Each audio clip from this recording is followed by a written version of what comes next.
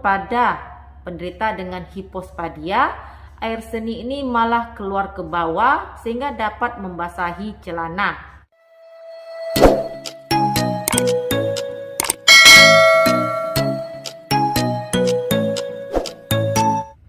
Assalamualaikum warahmatullahi wabarakatuh. Ketemu lagi dengan saya Devi Febriani, perawat kamar bedah. Di video kali ini saya akan membahas mengenai kondisi yang dinamakan dengan hipospadia. Mungkin dari bahasanya kurang familiar, namun biasanya kondisi hipospadia ini merupakan suatu kelainan kongenital atau bawaan dari lahir. Yuk kenali lebih lanjut tentang hipospadia ini. Hipospadia ini merupakan suatu kelainan reproduksi di mana saluran kencing atau uretra tidak terletak di ujung alat kelamin pria. Berarti hipospadia hanya terjadi pada pria. Uretra itu sendiri merupakan suatu saluran yang menghubungkan kandung kemih dengan ujung penis. Pada kondisi hipospadia, lubang kencingnya ini terletak di bagian bawah penis. Dan penderita hipospadia tidak akan mengalami rasa sakit atau nyeri, hanya mengalami gangguan saat buang air kecil.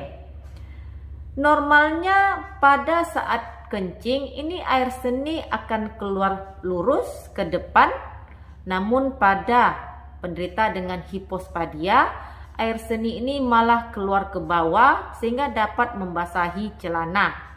Dan tidak hanya mengalami gangguan berkemih saja, penderita hipospadia ini juga akan mengalami gangguan atau kesulitan berhubungan seksual saat masa dewasa. Beberapa gejala dapat dialami oleh penderita hipospadia.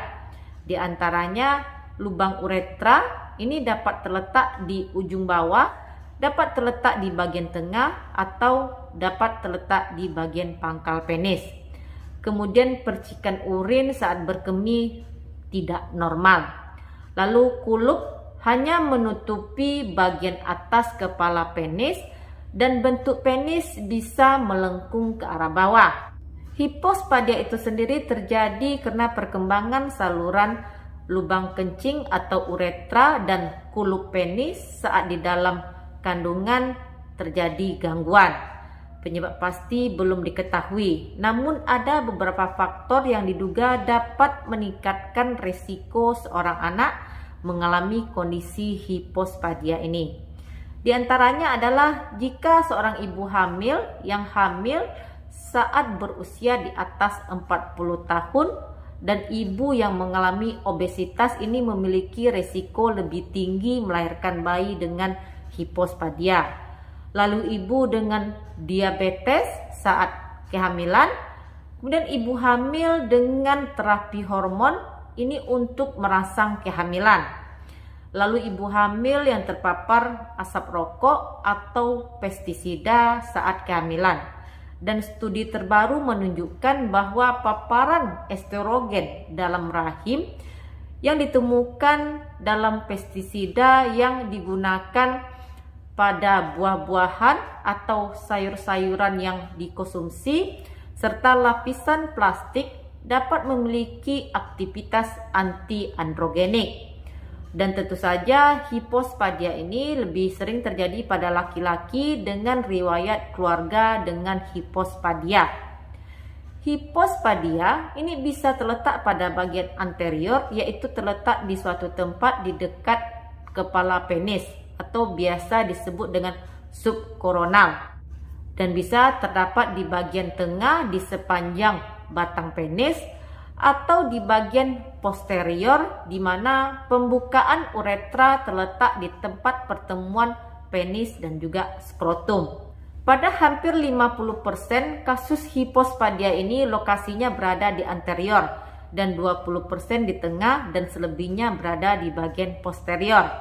Sehingga yang paling umum terjadi tentu saja hipospadia di bagian anterior.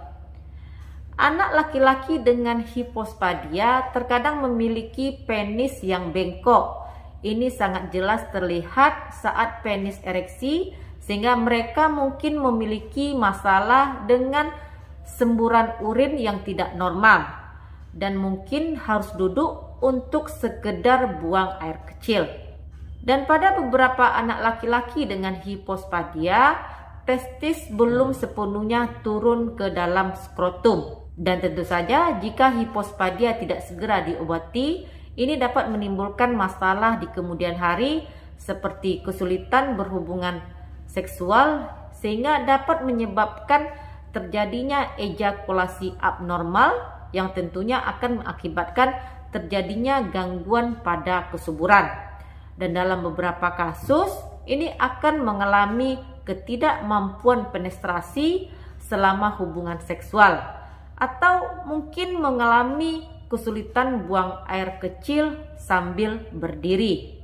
Dan hipospadia ini dapat terlihat jelas setelah sunat jika bayi memiliki kulup yang lengkap. Dan tentunya setiap hipospadia yang ditemukan saat melakukan sunat harus segera dirujuk ke bagian ahli urologi dan sunat harus dihentikan. Penanganan pada hipospadia ini tergantung pada jenis kecacatan yang dimiliki anak laki-laki tersebut. Dan sebagian besar nih kasus hipospadia memerlukan pembedahan untuk memperbaiki kecacatan. Dan jika diperlukan tindakan pembedahan, biasanya dilakukan saat anak laki-laki tersebut berusia 3-18 bulan. Dan beberapa kasus dilakukan secara bertahap. Dan hipospadia ini merupakan suatu kelainan kongenital tersering kedua pada pria setelah kriptorkismus. Kriptorkismus ini merupakan suatu kondisi di mana testis gagal turun ke skrotum. Namun hipospadia ini merupakan kelainan kongenital penis yang paling sering terjadi pada seorang anak. Demikian sedikit informasi dari saya, semoga sedikit membantu. Jangan lupa untuk like, komen, dan di subscribe. Dukung channel saya ini agar lebih berkembang. Jika menurut kamu bermanfaat, silakan share ke media sosial kamu agar yang lain mendapat manfaat dari video ini. Jumpa lagi di video saya yang lain. Stay healthy.